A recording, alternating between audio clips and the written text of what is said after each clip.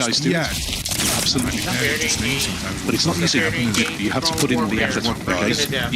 See Phil. Just a quick trade. He did a mentoring program. 68, 50, He flew over to Thailand. He put in the effort. He got out of the other He one. invested in himself. Put the money in his trading account.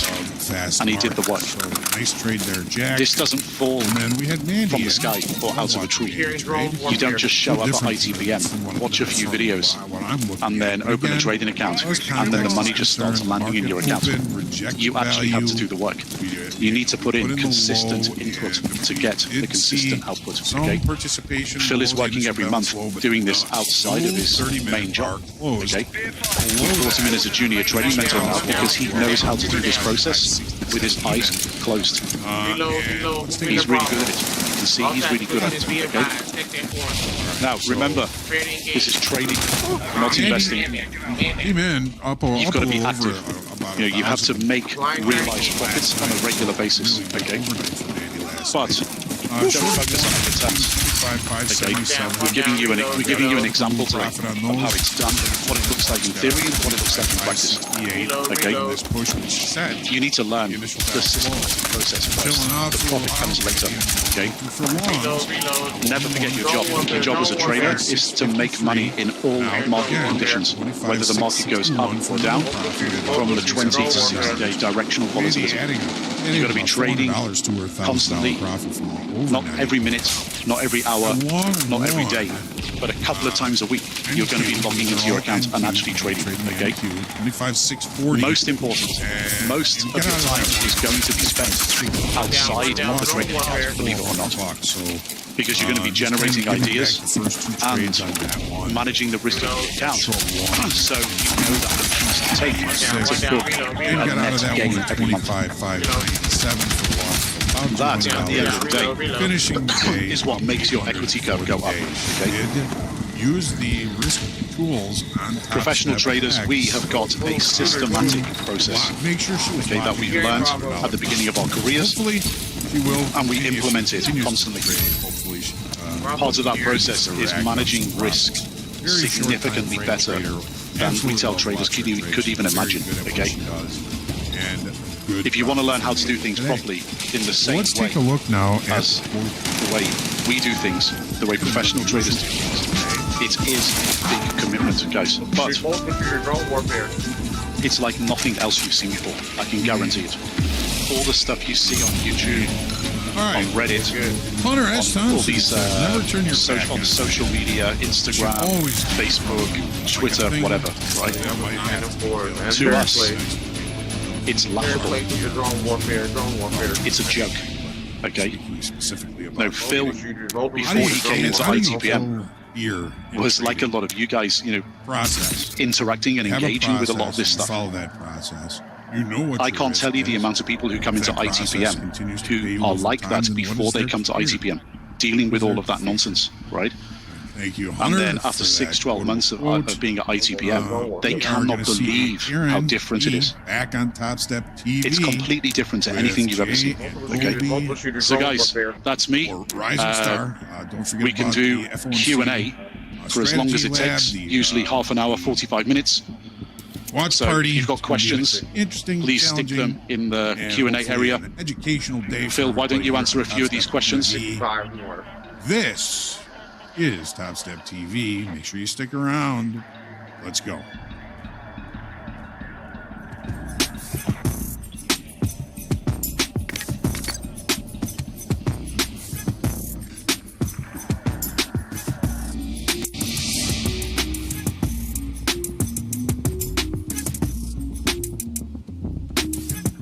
Prepare for drone warfare.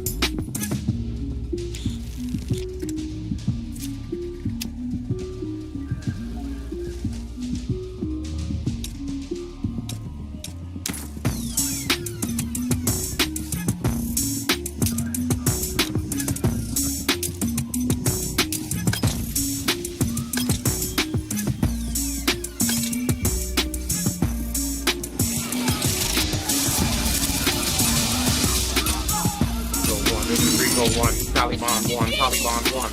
Objectives are ready. Capture and Be advised, prepare for drone warfare.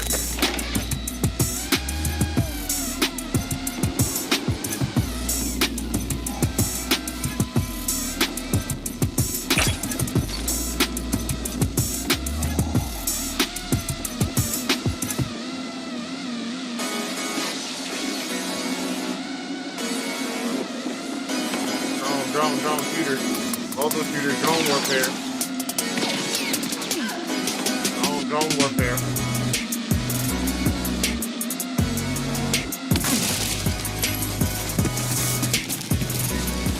All units, stand by, stand by. Charlie 1, Charlie 1.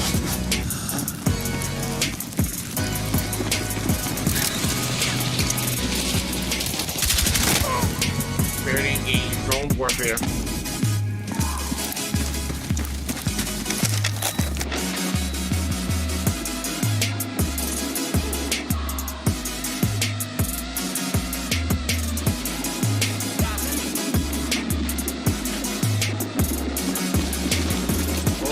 Mobile shooters. Prepare for contact, drone warfare. One down, drone warfare.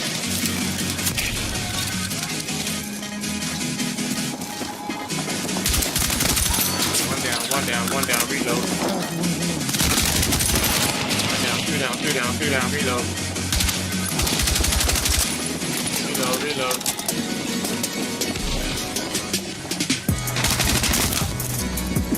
Contact, Oblivion 1 is Oblivion 2. Goddamn. Damn, what are you doing right here, camper? We got camper. Camper. Reload. Damn, you getting shot in the back. Where are these campers coming from?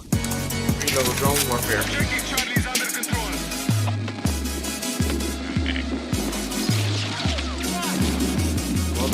Mobile shooters.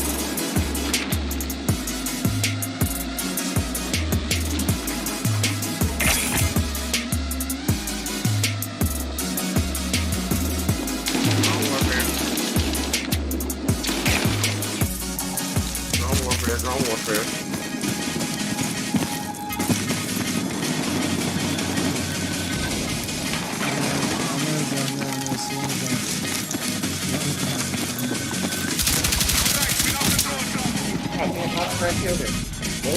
Multiple shooters, drone warfare.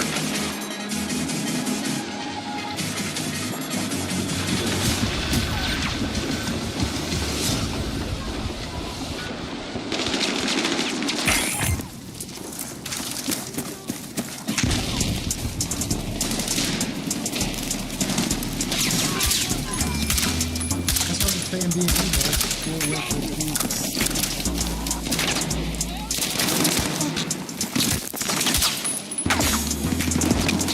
Reload. The enemy has secured the lead.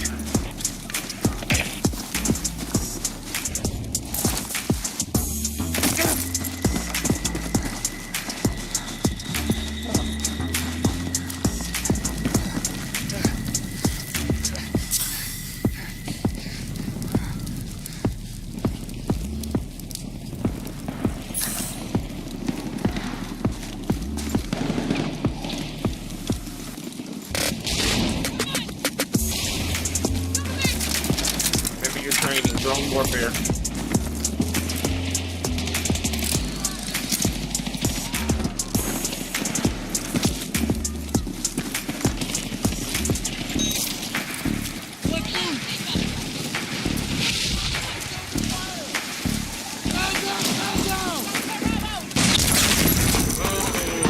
RPGs in the chat.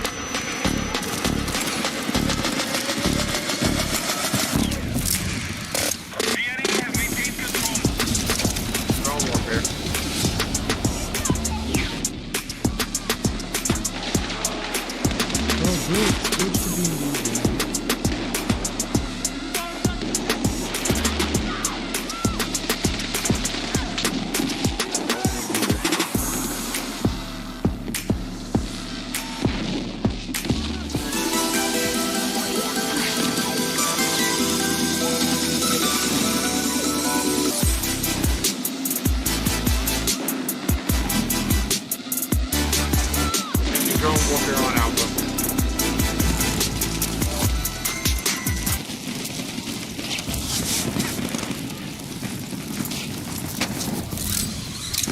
All right, our troops have captured Charlie.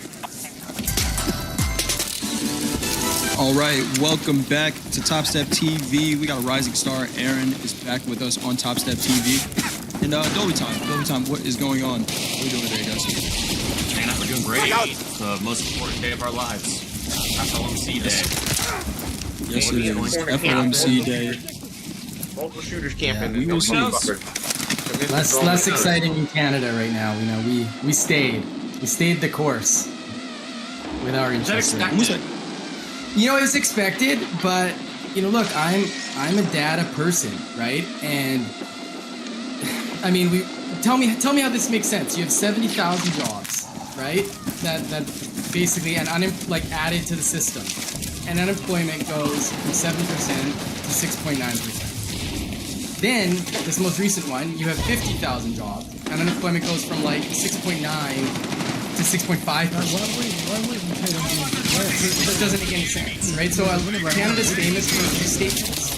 So look, don't quote me on it. You know, it's all allegedly, but my bet is now that they've kind of gotten through this interest rate, gotten through this part of December, with all the policymakers break for Christmas, and then they're going to quietly do a restatement and come up with the real numbers. So all in all, I'm actually starting to short the Canadian dollar. You guys got me all excited on Forex last time I was on, so I started looking at the Canadian dollar, and I was like, I actually don't believe this run up that they're doing right now is real. So yeah, that's me right now. Are we going to see a Canadian dollar trade on Top Step TV, Aaron? This might be the first. That would be a first. Right? This might be a first. Like, yeah, and it's like even this 6C. Like, how do you even find it? You know what I mean? 6C. You know what? Right. Although I'll be honest, if I take it, I'll probably one of the most boring trades taken on Top Step TV because it's a slow move. Now this is more like in a cash account, slowly building a short over time, thinking that over Christmas and early January, they're like, oh, actually the economy's not doing so great, and so we'll see. I don't think it can be the most boring trade. I think Jack Bonds did do a bond trade sometime. It was pretty slow. That moves pretty slow. Do the Canadians up there care about the U.S. federal interest rate? Is this as big of a deal? I mean, the ones trading on Top Step too. Yeah. Certainly. If you're anything to do with the market, yeah, you care. Definitely. Because it's, I mean, look, as much as we hate to admit it, I mean, your economy controls a big chunk of our economy. And so, what you do is going to have reflection on what we're going to do next and what's going to happen. And so, yeah, if you're in the market, you certainly do. Maybe even more than what our bank in Canada is. I do have a follow-up question here. I know the Canadian dollar tracks tracks pretty well with crude oil prices. Crude oil has been under $60 for quite a while. Any insights into how that is impacting the Canadian dollar at all? Have you guys heard up there? Well, that's also giving me the influence to short the Canadian dollar, because I don't think oil is looking for a spike right now. And I think, especially Forex traders, look, everybody jumps on, right? Jumps on, and Canadian dollar's pushing up right now because we had great jobs numbers. But if it comes out that it's like, oh, maybe they're not quite as great as we said, everything that was still pushing that dollar down, like the price of oil, which you guys are going to continue to pump oil. Everyone's like, right now, oil does not seem like it's going to be spiking. So just for me, it was further pushing that kind of bias that we're going to be pushing down on the Canadian dollar. So yeah, it has. It's reflected, and it's a huge export of ours, and no one's making money exporting oil right now. Do you know what the break-even price is for on average up there? I read somewhere it was like 76 or 77 somewhere in there. So it's in the 70s. Yeah. So I mean, obviously that probably depends company to company, but that's around where it is. So it's you're below it. Yeah, I think we have I looked it up on the AIs. And we have a couple things that do okay. I think around 60, but it's like that 50 to 60 area where most of the U.S. starts breaking even. Are you playing? Hey, I saw a gas under $3 in Chicago. It's like E85 crap, but it's still under $3, and it might include might have to get a gas wash or a car wash too. But I did see a 2 in Chicagoland area. Exciting stuff. It's like putting water in your gas tank, but There you Yeah, go. right? There you have it. 25. Let's been take a doing quick that, look at the bro. markets. Aaron, I'm curious. You seeing anything that you like in the markets today? You know, it is Fed day. A lot of times, you know, within like this hour and then the hour leading up to the rate decision, we see the market slow down a little bit. Anything you're seeing as far as interesting opportunities in the markets right now? I mean, look, this is the calm before the storm. I mean, it's right now. It's what do you do? You know, you're waiting. Right. Yeah. You know, I think when I looked it up, it was $70 Dolby Canadian. You know, so maybe that's where it was the 55, 60 US, right? Maybe that's where it all makes sense. But you know what? Look, it's a tough trade right now. I mean, looking at the open, it kind of looked down, but you know, it's anybody's guess at this point. What are they going to do? You know, the bet is obviously a rate cut, right? They're saying quarter base, but then what does Powell say? What does he come out? Is he hawkish? Is he dovish? You know, one word he says, and all of a sudden the market takes it on a spin. So, no, this is a sit on. Like my advice would be a sit on your hands moment. Wait.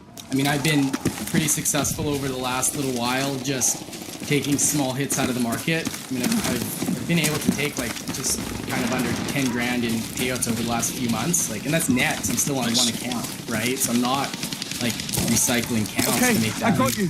And it's been from just sitting on my hands when I don't. And this is it. Like, I don't know. I couldn't say what. How's it going to react? You know what I mean? Anyone's guess. It's anyone's guess. I mean, this is the roulette table right now. You know, like throw it on if you want, see what happens, but it's not my move. Absolutely. And if I'm looking at the Nasdaq right now, it's right in the middle of the day's range, 25,621. Dolby, we were talking a little bit in the green about the Russell here being up at the upper extreme of this range, 25.35 last trade here in the Russell. I can see a little bit of a pullback to VWAP if we wanted to put on a trade here, but and not looking for a whole lot in what is a range-bound day and kind of to be expected. All right, our lead is secured. 25.35. I'm getting ripped by chat for saying 85 is red gas. Absolutely ripped. Chat, I am so sorry. All the gearheads out there. I drive my wife's Honda HRV. That's all I'm gonna Is that what you guys call Supreme? I thought it was premium, and then E85 was like the stuff that's like diluted down. Was that right? But apparently it's great for racing. I don't know. Yeah, I guarantee you, Dolby, you did not think that your hot take was going to be about gasoline today. Guarantee it. Oh, I say a lot of stuff on here, so it's all right. Hey, that's why we have chat. You know, I'll take that one. Check out my last Incorrect on video. E85. That's a banger. Please. Back to these markets and not about gasoline. Well, how about that? Unless we're talking gasoline futures. We could pull up an RBOB gasoline chart if you wanted to. Trading $1.77 right now. I don't think anyone's trading that though, so we will take a look at the equities. The Nasdaq trading 25,622.5. S&P right at settlement 68.48.5 last trade in the S&P. 42.29.8 last trade in gold. We were just talking crude oil. We're trading right now. Did make a low of 57.66. Trading 58.15 right now. Yeah. So let's go back to that RTY. I was just discovering that it's actually tradable on the live account.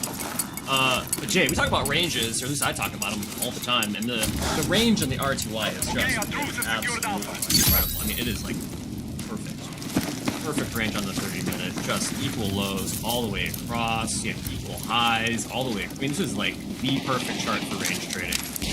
And then I think I'm starting to look at this RTY for potential trades in this account here for sure. So if you see anything, either of you two, let me know. RTY's on the market here. And then for this NASDAQ, I was talking about megaphones and Doritos as a potential for pre-FOMC, and we got a megaphone today.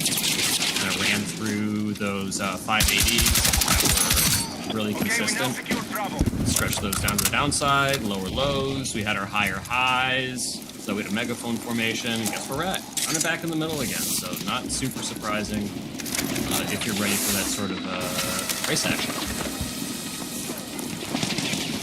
Back and forth here. 25. All right, Dolby. I'm looking at this Russell here. We get a push into maybe a pull up back into 37s. Like it. You're looking to get short. Feels like it was go back to the middle of the range. It does. Yeah, I'm kind of looking at that, seeing that here. There was some buying up here. We have some of the heaviest positive delta by price in this zone right here. Below that, It's too late. push up into the 37s. Maybe risk goes above the high of the day for a fallback into the range, but it kind of looks like it's playing out without us right now, though. It is. Let's get into no man's land, which is the middle of the range, which is not great. Someone in chat was talking about, like, as a momentum trader, I find myself trading momentum in the middle of the range. I'm like, hey, as a range trader, that's crap too. You want to try to stay away from the middle of anything. Yeah. I mean, Aaron, where are you trying to get into trades? Are you at the extremes? Do you like trends in the middle? You know, I like momentum, you know? So for me, it's just waiting for a big momentum push, right? So, you know, I certainly don't, I try to stay away from the middle, to be honest. Like, I feel like during the day, especially when you're kind of like, you're in that first hour of New York, you're gonna get, you know, 30, 40, 50, 100 point pushes. So I'm always just trying to grab a small piece of that push. That's my style, that's my technique. Don't, you know, you can always up your contracts, right? You can always copy trade accounts at some point, right? So, you know, you're in a position where if you're, like, whenever I tell myself, all right, I'm going for like a 70-point banger here, it almost, I don't say always, but it's much harder to hit, right? I need to have some sort of like backed juice where I'm like, okay, I know why we're pushing up. I know why we're going to push up 100 points today. I'm very confident this is going to happen. These are the numbers. This is where I'm confident. I'm willing to go for like 150 point win.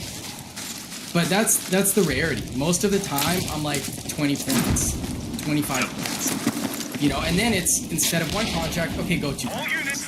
Right? And then as you build the balance, go 3 contracts. You know what I mean? As opposed to trying to catch big winners and wait for that one. So, I mean, that first hour open, if you I try to catch it right? So, like, you know, you see those kind of flushes down, it starts to pull up. Most of the time, it'll keep going back down. So I wait to see that start to flush again, jump on, grab 20 points, and that's it. And there's your day, right? Day at the office, and I'm done. I can look at other things, right? Longer term plays and stuff like that. So that's more my style. It's the 9 to 5 away. I heard that somewhere. I don't know where that's. Yeah. That's somewhere though. Yeah, or at least makes the 9 to 5 more comfortable. More comfortable? Yeah, that's right.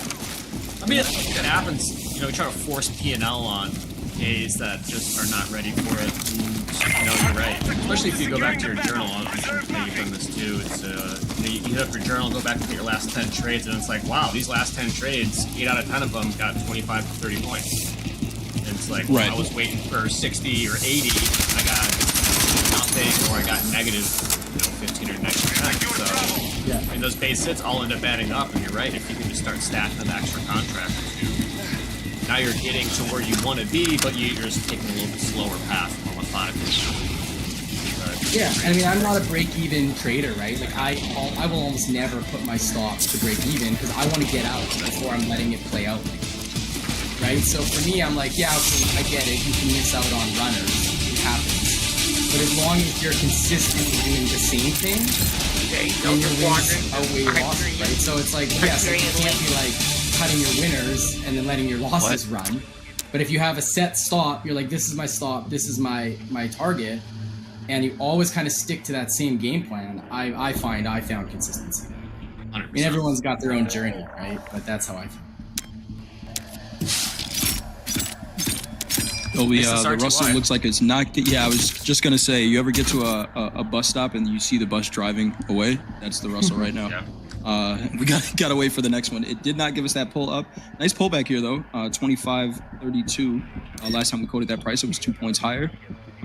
Maybe looking for settlement here. Settlement is down at 25.29.40.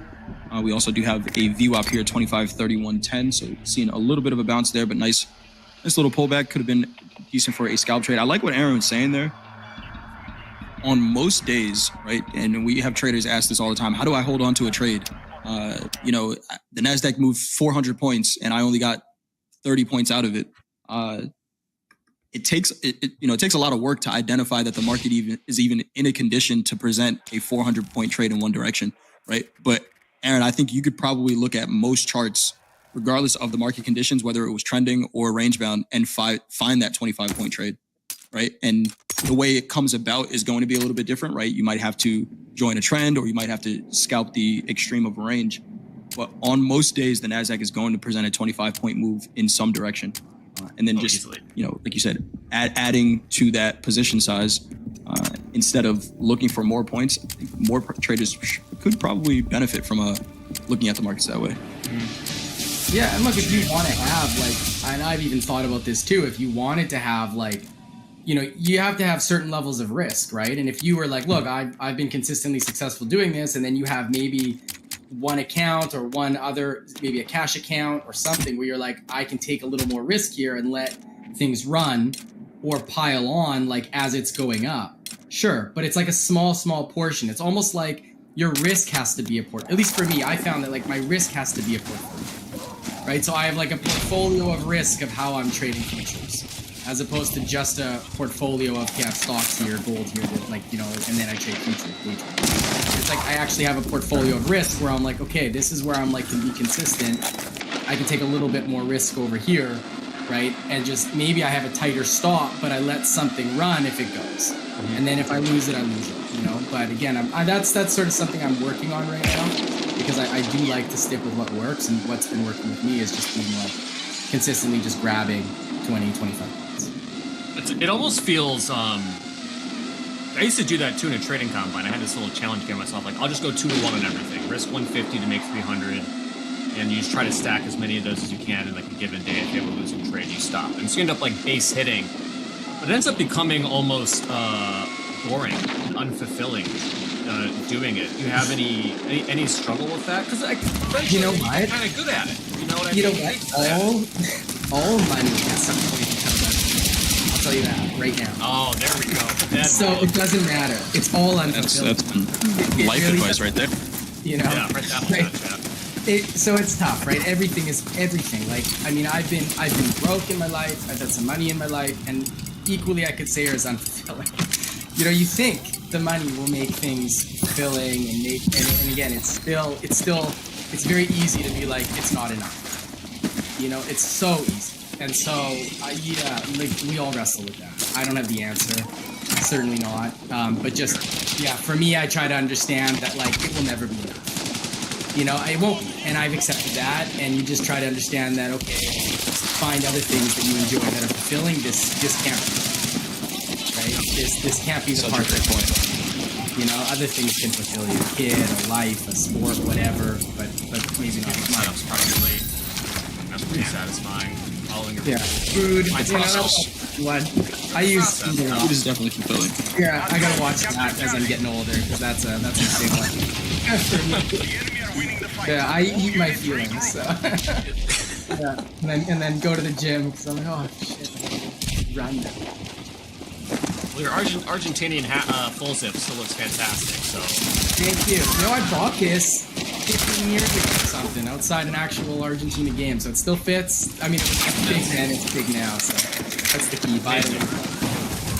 Start looking puffy in it. Jay and I will let you know next time you're on there. Appreciate it. Yeah, it's the face. It's actually the face you gotta let me know. That's the last part. Because once the face looks puffy, it's hard to go back. What's the camera at? What, 10 pounds? Is that what they say? Something like that. Alright, well, they're all doing pretty good so far. Oh, yeah. I want to rewind a little bit. Hop back, that's a question. Coach Jay, you've had several games.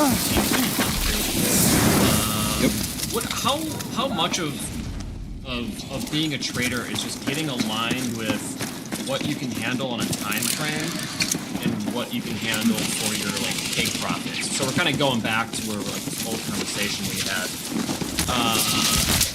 It has to be difficult for traders because we want to hit those big winners, right? And you can't do it, but you're looking at a 1 hour, 4 hour time frame. Not everyone has to go We were just talking about this. We were just talking about this during At the Buzzer yesterday, right? Where if I'm a trader that wants to catch on to a bigger part of a trend, and I'm looking at it, and I execute on a 3-minute trend, right? if I execute on the 3-minute chart and I stay on a 3-minute chart,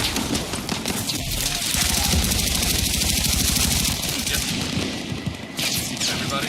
No, I'm here. Good. No lag. Gremlins? I never gremlins. Okay. all right. If I execute on a 3-minute chart and I stay on a 3-minute chart, as opposed to going to a 30-minute chart, 10 3-minute candles within a 30-minute candle, right? So that's 10 data points that I'm looking at, and if I'm thinking I have to make a decision, right? Well, it's going up, it's going down, it's going up, it's going down. It's a lot harder to hold on because I have 10 times the amount of data points. So zooming out, like you said, Dolby, is important. Traders all the time, they're like, hey, there was a 400-point move in the NASDAQ again. How do I catch that entire move? It's really easy to measure in backtest that the market went from here to here and it went 400 points. The one thing that doesn't get measured in that backtest is the time that it took to get there, right? So take the NASDAQ 2.5, 3 hours to get to the other extreme of the range or to trend for the rest of the day. But we measure it in 5 seconds, right? When we say, hey, yeah, I could have bought it here, sold it here, and I catch the entire trend. What doesn't get accounted in that backtesting or that measurement is the time. So zooming out, looking at higher time frames, I think definitely helps, but it's not easy to do. I think one of the things I challenged myself one time trying to hold on to trades longer was I would take my dog out for a walk, right? And no apps, no trading apps on my phone or anything like that, and get into a position, set a profit target, stop loss, and then see how long I could go on a walk with the dog and not look at the charts. And when you first start doing it, it's, hurry up. Like, go on this walk. The dog needs to use the bathroom so I can go back inside. I'm just going to leave you out here. But eventually... Speed walk, huh? Like, I got to check. I got to check the trade. It is hard. That is a hard thing to do. I tell myself that too. Like, I'm not going to look. And then I'm like, oh, but I'm going to look. Yeah, I mean, it's hard to do. It's hard to do. Aaron, did you go through a phase like that where you were trying to align like your own personal time frame of what you, like your mental capital can handle and what your ambitions were for taking profits? I've never been that great at taking care of my mental capital. I'm always like a million things, all over the place. So I'm usually pushing that pretty hard in just different avenues of life. But I certainly have looked at the fact that like I used to overmanage things, and I did find a way to step back and say, okay, I'm not going to manage this. I'm going to make a decision. This is what's happening. And that was early on, even back when I was trading small caps, right? I was always like, okay, got to get in here, get out there, get in here, get out there. And then I was like, wait, I'm back. I would have just left this on for 4 days. I would have made 10x the money, 3x less the commissions, and I would have been way less stressed. And so I found that finding, like, yes, 100%, it took a bit of time, certainly, to get there. But yeah, now I rarely do manage positions. I rarely move stops, maybe a little adjustments here and there if I see that, like, where I got in to lay off on like where I wanted to or something like that, because of slippage or something. But other than that, I've played this round, move stops, this mode 10 times, and have not won a single time. This is what I believed in. I try to kind of stick with it. But it took time. It took time. Like, it took years. It took years. And even then, still, you have problems. I think that's the thing. Like, there's no, and it's a self-fulfilling prophecy sometimes, because you can move something and then it worked in your direction, and then you're like, oh, I'm a genius.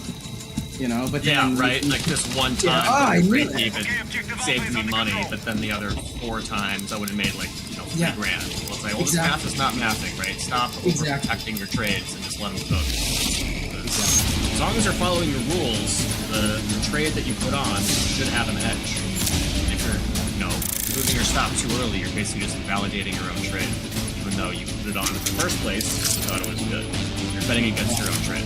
And I think some of that comes from people trading money they don't want to lose, right? I think that's 100%. A big part of it. Is it's hard to trade money you don't want to lose. This is, this is not the best business to get into if you don't have some capital that you can call risk capital, and say, this is my risk capital. I'm going to do what I can with it, but my life doesn't, change. So there's that. That is a big part of it. I think once you get to that level, and sometimes you have to build to that level, you build your risk capital up to a point where you're like, okay, I have much more confidence now that I can sit through a drawdown. You know, I've sat through a drawdown before of like $700, which doesn't sound like a lot, but if it's like $700 and you're only trying to make, you know, maybe $700, and it's like you're like, you know, it's tough at first, and then you're like, no, I know this is a range day. I know this. Like I did that with oil a lot, and I'm like, no, this is a range day. I'm buying one more down, right? Because I just know that this is not going to keep going, right? But before, you know, I might have just closed it and been like, oh my god, I'm out, because I can't stomach watching my like cash account go down $1,000. It's just too painful. So you have to kind of have that risk capital to be like, okay, I can lose this. It's okay. I'll make it back, or my life will go on either way. Yeah, I wonder how much baggage every trader brings into the markets.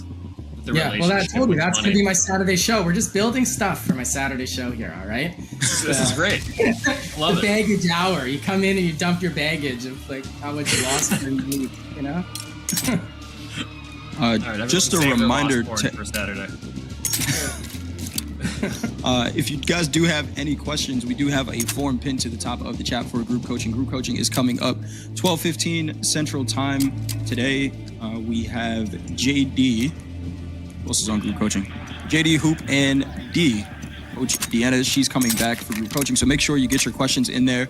Remember, today is Fed Watch Party Day, so we are going to have full coverage of the Fed rate decision coming up at 1 p.m. Central Time. But before that, make sure you get your questions in for group coaching. JD, Hoop, and Coach Deanna. That watch party graphic. Shout out to the creative team who did that. And Andre with his school picture day outfit. It's looking pretty good. Looking fresh there in that picture. Great stuff. I know JD got a haircut for today. He's looking sharp this morning. Looking real sharp. Gotta be ready for the. Gotta look good for the party. 100%. Gotta look good for the party. Back to these markets. Yeah, I was gonna say, are they doing much of anything? We now hold Alpha. Not really. NASDAQ is sort of like just stalled. It's kind of just, you know, you've got your 20-point range, maybe 30-point range. So, you know, everyone's waiting. Even the algos. Crude was a decent trade. Crude was a decent trade. You caught that down. That was a decent one. You know, you kind of, you had a bit of selling off and you got a nice little bounce. Crude was decent, you know? For what crude is. Was decent. We're going to get some orders in here. We're gonna bracket this 15-minute range in the NASDAQ. So we'll see if we can bid 25,217. 5,006s. The range is very clear. Getting into lunchtime, I think there's a decent opportunity to be able to get a little scalp-a-doodle. Well, 20-point pool party, as I've been calling it this week. Let's see if we can get a little taste of it. Right, so we'll be looking to bracket the extremes of this range. That Russell trade would have been a pretty good one here still. 25.3190 last trade here in the Russell.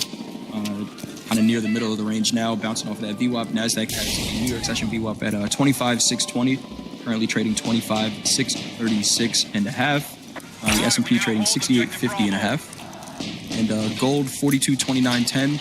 We saw silver pull back after making an all-time high last night, trading 61.55. It's too bad, Joey. Like oftentimes when we have these trade ideas or intuition on a trade, you know, look at the RTY and I was like, oh, it's like a good short. Oftentimes you don't get much time past that initial thought. Oh yeah. So that's that second, third chance of thinking about it, whether or not you should or not, boat sail. And that's the tricky part of trading too. Is like you just instantly trust your gut on a trade and just hit it. You just pull that trigger. Very tricky. We are ahead of the enemy. Drag away! Yeah, I'm also interested to see what Bitcoin does with the announcement. Because I feel like, what is it?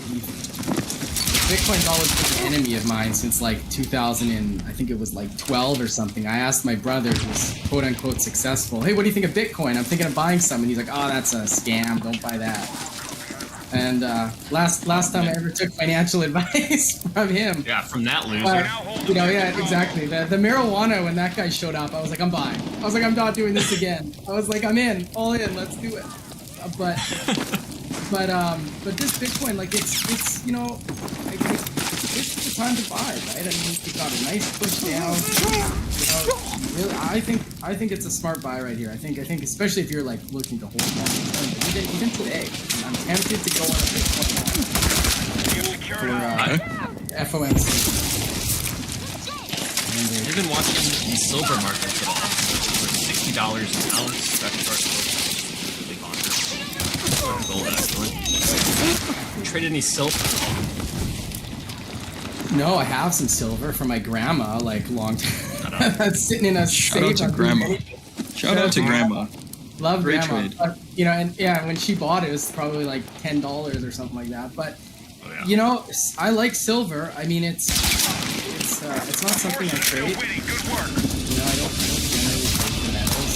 So it would be a bit of a flyer for me. But you know, I mean, look, Jesus, like, what was it?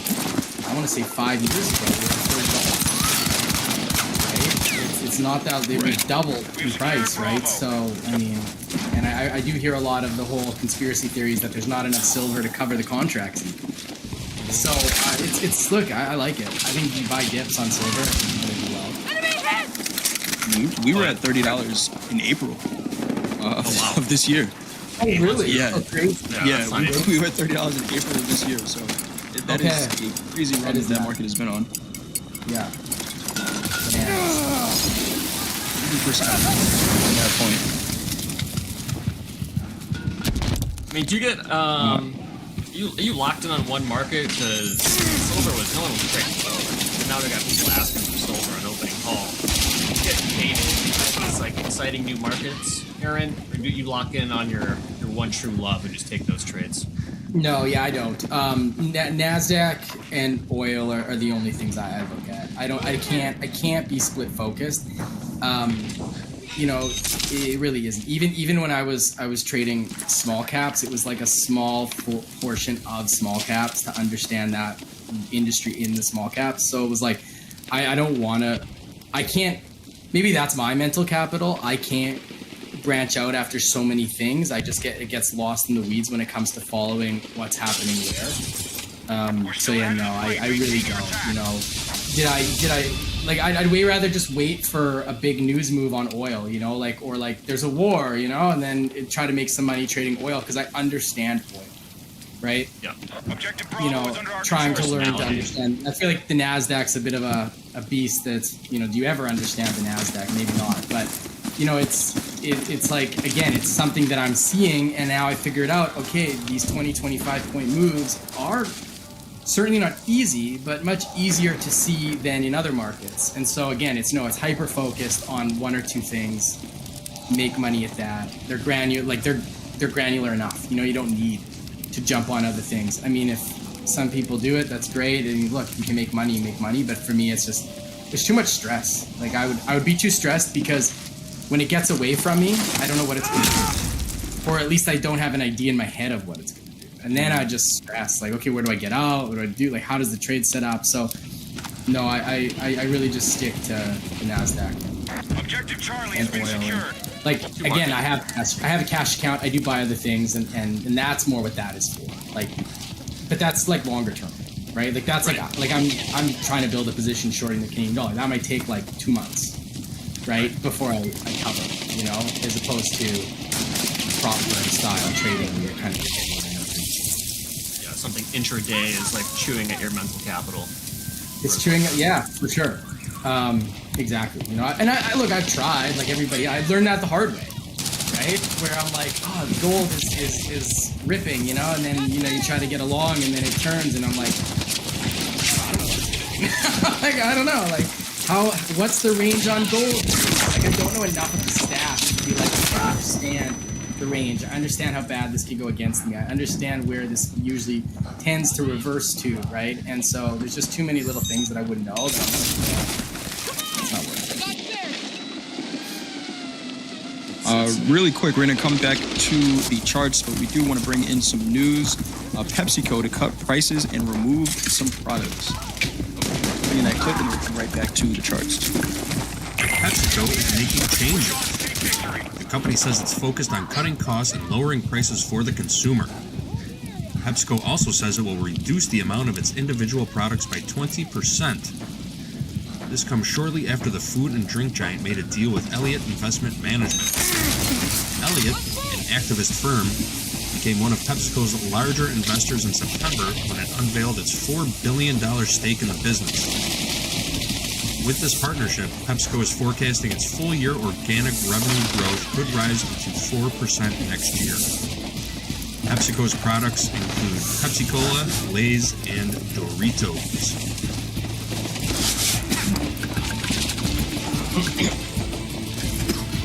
Awesome stuff. Thank you for that, JD.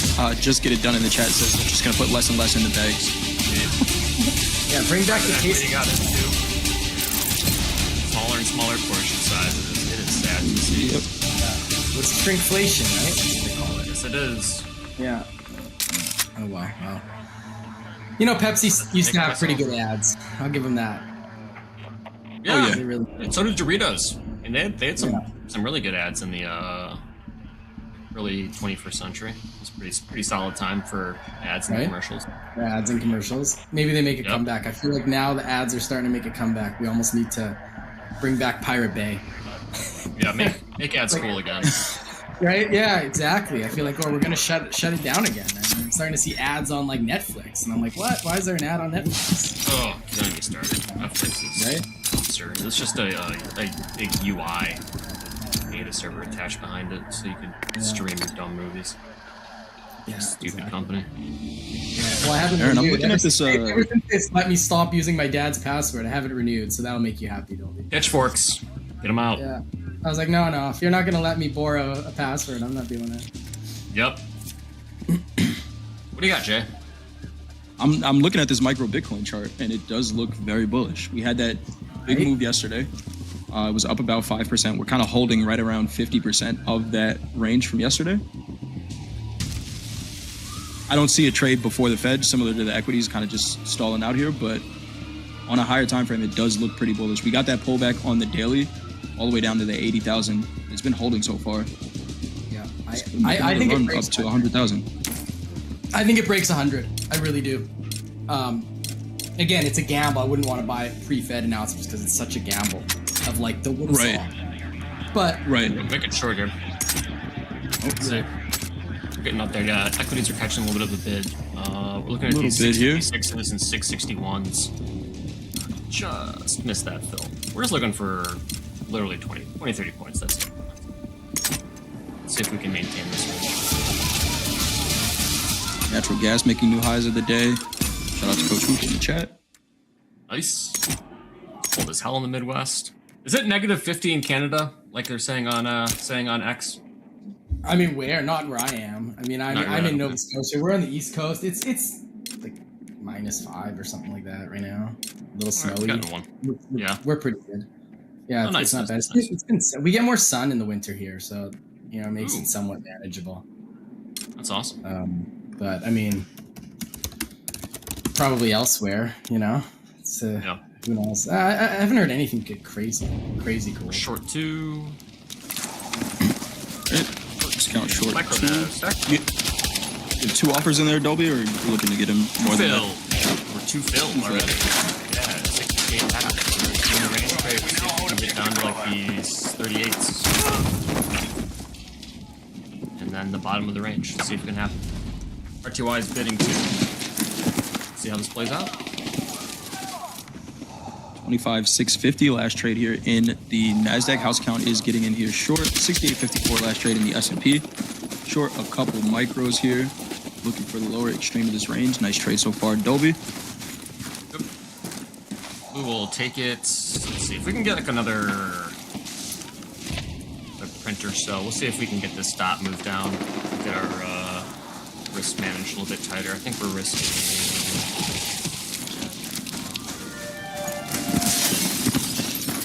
Yeah, we're good at $63. See if we can get it down to like 50. Look at the size on the mic. Risking. Yeah, I want to get down to like $50 at first. 257 contracts offered at 668 in the micros. Not seeing anything in the mini. Not a ton of size on the books at all. Everything is less than 50 left. Within 40 prices. Pretty thin order book here. Let's see if this works Here out. is the high of the range, 25,660, high of the 3-minute opening range that I'm looking at here. Nice strength. Long candlestick into the top of the range, which I'm not a huge fan of. We'll see how this ends up playing out. It is a 15-minute range, so it might take a little bit of time for this. And here goes natural gas. New highs in natural gas for any of our traders out there. I know Coach Hoop is coming on in just a little bit. Make sure you get your questions in for group coaching. Ask Coach Hoop about his natural gas trade, because I guarantee he's in a natural gas trade right now. I would almost bet money that Coach Hoop is wrong.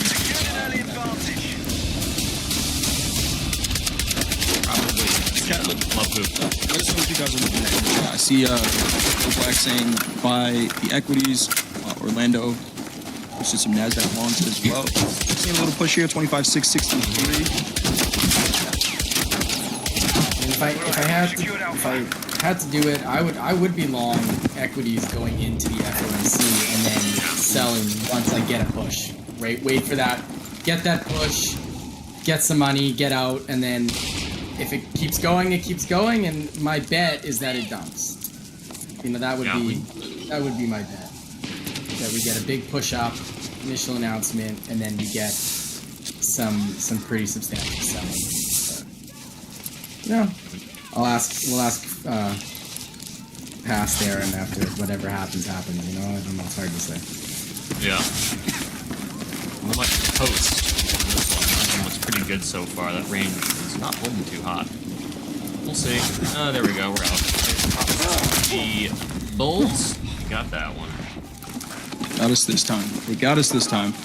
Seeing the equities push up just a little bit here, 25,670. 68.57 last trade in the S&P.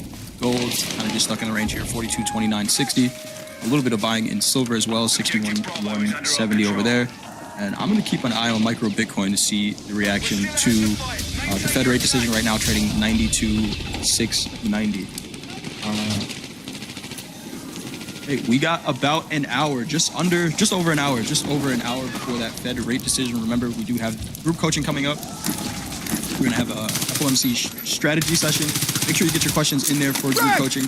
Aaron, how do you approach the rest of the day? Sit, wait, watch the fireworks, and then assume some trades from there. How's the rest of your day like? You know, I'm going to try my best to not go long Bitcoin pre-announcement, because I really want to, and there's something pushing me, so that may be my move. I'm close to doing that. The other thing will be, exactly. I'll watch if I see a big push up, right? I might try to wait and see if that starts to fail, and then if it starts to fail, I'm shorting this. I'm shorting it all day. Nice. Gotcha. Good stuff. Well, Dolby time, you are going to be back on for Power Hour. 2:30. Yes. Very, very. So we will see you soon, Dolby time. Chat, trade well, stick around. If you haven't done so already, hit that thumbs up button. We got a shoulder tap and then group coaching coming up after that. This is Top Step TV. Let's go. Soybeans, meal, oil. You want to buy some soybeans? Soybeans. Who wants soybeans?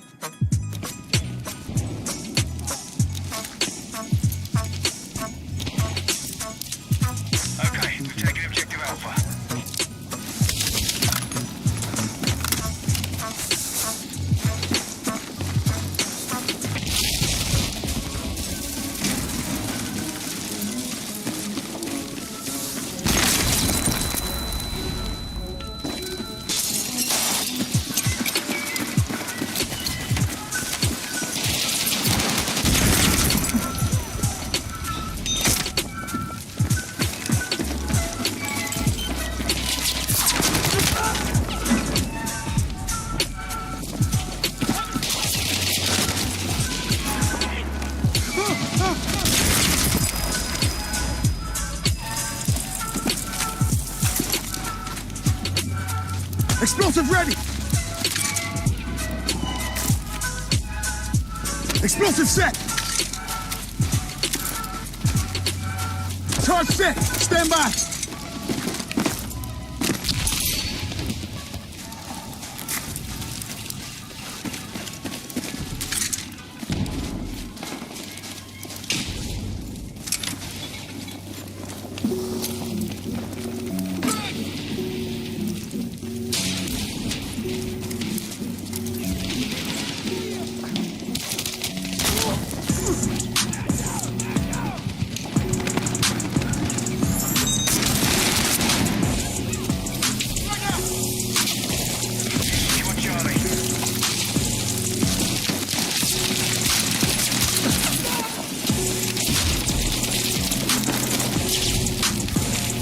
Charge lane!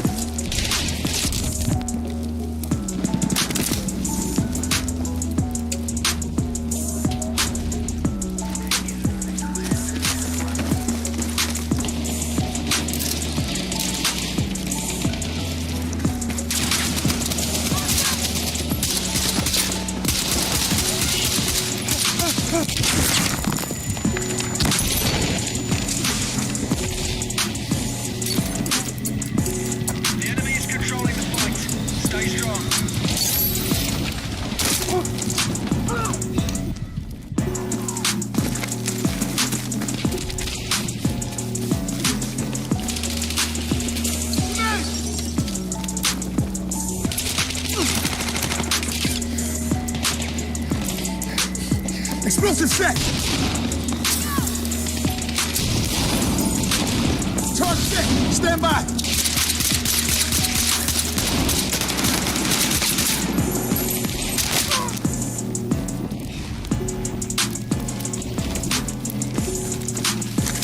Alright, Charlie's now under our control.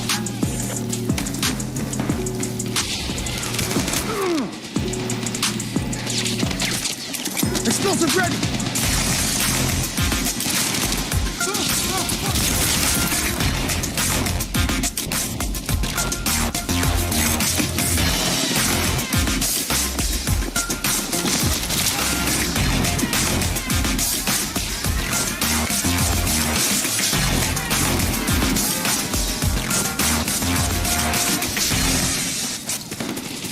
Good afternoon, friends and traders. Welcome back to Top Step TV. Thank you all. You made it to the right place at the right time. It's everybody's favorite time of day. It is coaching time. Sit back, relax. We got a couple of VIP coaches here for you. In the middle, we've got Coach D, head coach of the Millionaires, Top Step VIP experience. Over there, my other bookend, Coach Luke, coach of the Pit Raiders, Top Step VIP experience. Actually, we didn't really get a chance to catch up with you, D, on how your VIP team ended up. Maybe we'll talk about that in a few minutes. If you're... But, awesome, yeah. We'll dig into that in a little bit. We got some questions from our friends in the chat. Take a look at these markets. Both Deanna and Hoop have trades on right now. So let's check in on the tilt real quick. See what these markets are doing, and then we'll take a look at the trades that coaches at market. Right now, we've got the ES at 56% short, 53% long in the NQ, 60% long in crude, and 57% long in gold. Pretty flat across the board, according to the tilt. But let's get into it. Deanna, you're in the silver market. Silver's been moving all day long. What's this trade you got on? Tell us everything. Yeah, so initially I was thinking maybe going short with the value acceptance, but then I thought, I'm like, well, it's getting pretty late in the day. If they were going to accept value and rotate, given that already, and then I started to question the hypothesis of trading towards the ADR low. And then I started looking for ways to maybe limit risk somewhat. And the only thing I could find was the Asia low, so I wanted to see how it can behave.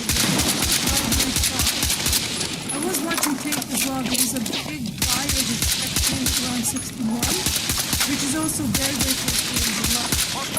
So my thesis here is that if we manage to hold above 61, we have a pretty good chance of rotating higher. I also had a look at the monthly options to see what the general positioning is they're still long, even though they're shorter than they would have been otherwise. But everything is pointing that silver participants still want this to go higher. So let's see what happens around Asia low. If we start to go below 61, then obviously that would be an invalidation of the trade. So then I'm just going to have to turn on the exit. But for now, I have a pretty wide stop. I'm into like 2 micro silvers. And if it starts to push higher, all the better. If not, we're going to manage. Sounds good. Sounds good. Elong a couple micro silver. Oop, you're looking at natural gas today. Another big number. We were talking during the opening call today. Natural gas prices are through the roof. It's that winter seasonality effect, right? Once it starts getting cold, people start using natural gas to heat their homes. The more demand there is for it, the higher the price goes. And you're playing that today, aren't you? Along a couple micros? What's going on? What do you see? You know, I think we talk about, being commodity detectives. I heard a guy say the other day, and I think that's a great kind of analogy where we're trying to look at. To me, I don't normally look, and I'm a scalper. I don't, like I said, I've said for the last week or so, I don't typically play one side of the market. But once again, I have some past history with this black, the Widowmaker, and this time of year, I don't particularly look at the short side because when it gets directional, it can be pretty good. Yesterday, on the daily was a big down move, but once again, today we recovered it, and I was kind of trying to stay patient. Once again, London and Europe tends to catch a little bit more of when the natural gas tends to break out. So, we had a pretty good move early this morning, and we broke out, and we've kind of been consolidating, and I was waiting for a pullback. We came right up against that 200-day. That's on a 3-minute. And I took, once again, if I ever talk to the person that created micros, I want to thank them 6 ways to sideways, because the big contract is just, you can't manage the risk, right, Dee? I mean, it's extremely hard. It's massive, yeah. The range is so big, the movement is so wide. So I was able to do a couple micros. And once again, the beauties of micros, you can let a trade play out a little bit. I peeled off one. I've got 2 left. And, at this point, we got, about an hour and 20 minutes, before the quote, settle. Have you looked at natural gas at all today, Dee? Just curiosity, what you're thinking up here, guys? Yeah. Yeah. I was a bit worried about that down day yesterday. So yesterday I bought probably about 60 ticks to the upside, and then it started stuttering around VWAP, and I thought to myself, ouch, okay, this shouldn't really happen. You should just reclaim it and keep going. Right. And then I exited before the whole thing just came crashing down. So I wasn't sure about it today, I'll be honest. I looked at it and I went, nah, not today, Widowmaker. Yeah. Once again, there's definitely seasonality to it. I'm just a bit worried that maybe it's not as strong this year as it normally is. Well, I couldn't work it out today, so I stayed out. I get it. Yeah. And what's the temperature in Chicago today, JD? It is roughly, that's a good question. Let me check my phone. I haven't been outside in a couple of hours. I haven't pulled up the... It is 19 degrees right now. So we've had quite a few snowdrops already. We've had some decently cold days here in Chicago. So our gas bills are definitely going to be going up this month. Poor Coach Jay is getting hit the hardest in New Jersey. They're expecting a 20% increase in natural gas prices on their next monthly bill. Talked about that during the opening call too. So it is affecting people right now. It's a real thing. You're right, Eli. Eloy in chat, yeah, I've never had a red day. You're damn straight. I would never, I've never had a red day. 100%. Yeah. Talk to me yesterday. Nice job. Trust me, I had a red day yesterday. Yeah, in Twitch is falling. Yeah. No red days in Twitter. Right, we've never No had red a losing days, day, right? right, Dee? Right? Yeah. Always trust a person that says they've never lost, right? Exactly. All right, let's Run take a look. Yeah. Let's take a look at our live leaders today. We've got Alexander, who's just locking in some profits, up about $10,270 today. Look at Alexander C in the live account. Nice. Our live leader for the afternoon today. Big shout out to Alexander C. Nice job. Building up that account very well. I'm looking at his total cash, net equity. I can't see the market that he's trading. I can't see what he's trading on based on what the risk team gave me. I'd have to look up his trade report on that. Yes, if he's done that on equities, then that's impressive. On a day like today. Silver money, maybe. Silver has been... Maybe. Man. Oh, James James in the back on the production side told me to take a look at the 5-day forecast. Saturday, I have 11, low, -2. Welcome to Chicago, everyone. Happy holidays. Here we go. All right, Yeah, let's we have grab warm a... weather over here. Oh, are you really? Yeah, it hasn't really... We had maybe a couple of cold days, but it's been almost like springtime. Sun. Not cold. That sounds nice. We're barely in jackets. Yeah. Doesn't happen every year, I can tell you that. Sounds pretty mild. I don't mind the cold. I like the cold. Without the bitter, the sweet just ain't as sweet, right? All right. Let's get into some of these questions. Chat has been good enough to grab that form. The form is still pinned to the top of the chat. We've got a couple good ones. So let's get into it. Question number 1 comes from Arthur A. Arthur wants to know, what lot size do you recommend for passing a 50K combine within 2 months? Now, as a couple of VIP coaches, I thought this would be a good one for you, run past you guys. There's a very subjective question. There's a couple different ways to peel this onion, right? First of all, if you're in a 50K combine, you know what your max drawdown is, right? You have $2,000 to play with. So, the first thing you're gonna do is figure out how many swings at the plate is that worth to you.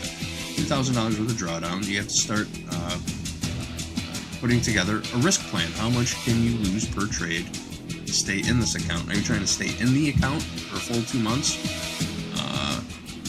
Or are you just trying to get through a combine in general in 2 months, you know? But let's play it like this. I just paid for a 50K combine. I want to pass it in 2 months. What kind of size should I be trading? How many swings at the plate should I be giving myself on a 50K combine? What do you guys think? Who wants to start? You take it first. All right. Yeah. So the way I always tell people to begin, and if you have no data, if you don't know what number of days you can generate as a streak, if you are unsure how to approach it, I always say to people, take the maximum loss, divide it by 10, and that becomes your daily loss limit. Now, everybody has a different style of trading. So some people will trade 2 trades a day. Some people are going to trade 10, 20, 50. So you have to fit in the number of trades into the divided by 10 number, which would be 200 daily loss limit. There is another way to do it. If you have more data and you know that you can string together, 3, 4, 5 days, maybe even 10 days without losses. But that's another equation. And then on the flip side, you can also go by the number of trades per day, which is my preferred way to do things. So rather than having just a daily loss limit, I assign myself maximum of 6 trades per day. Whatever happens in those 6 trades, that's your day.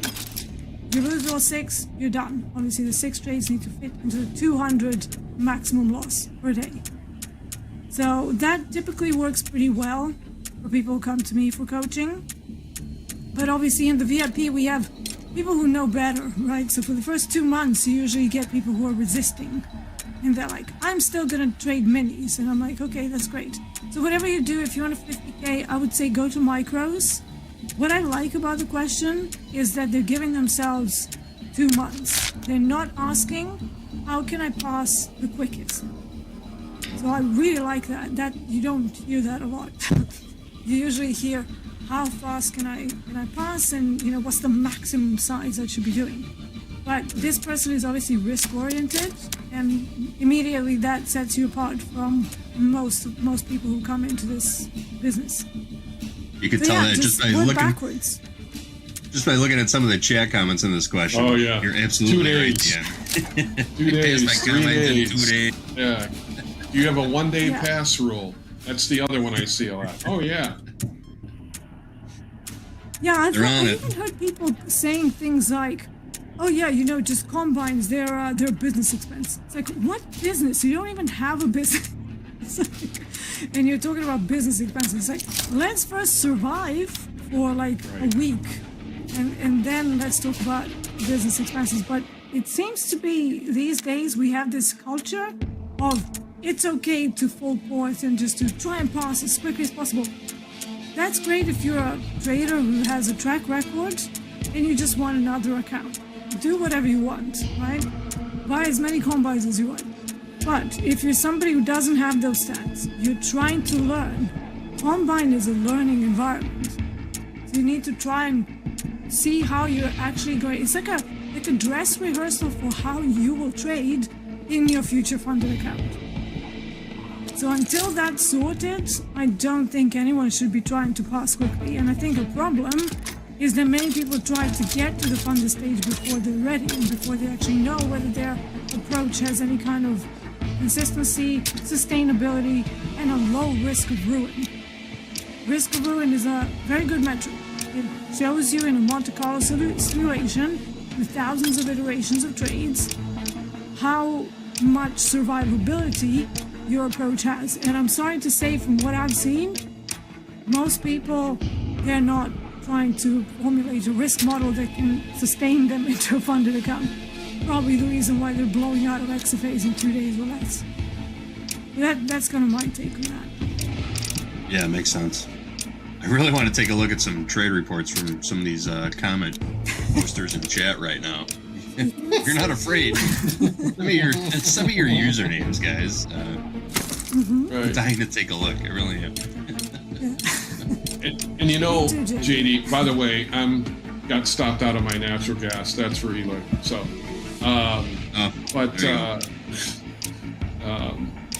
but it's, I think a little bit depends to me is what your strategy is. Like my trading partner of 10 years on the screen here, her and I are like completely more ends of the spectrum of length of time sometimes in a trade. Not everyone, he does have time where she scalps. So I think your strategy of how you look at the markets too is also probably a little bit of how long you're going to hold. D takes less trades, but tends to take bigger chunks of the market. So if it's not, am I right, D? Probably more if it's, a 3-to-1, 4-to-1, is more of typically what you're looking at. Where I might take, 1-to-1, 1-to-2, and have to have a higher win rate to go with that. So I think your strategy depends a little bit. Plus, we can't keep forgetting about what market you're trading. I mean, if you're trading, like D said, if you're trading regular NQ, you're probably going to have a ton of success in the 50K, where micros, you can make it more scalable. I think the amount of how you also being able to take what you're doing, like, I agree with what you said. As soon as I heard 2 months, JD, I'm like, man, that's somebody who already gets it and sitting there saying, okay, if I'm going to make sure that this kind of translates to an XFA, once again, it takes 5 days to get a payout. We've been saying that, coaches, we've been saying that for a while. You pass in 2 and you wait 5 days for a payout. So at least that's got to translate to the XFA. I mean,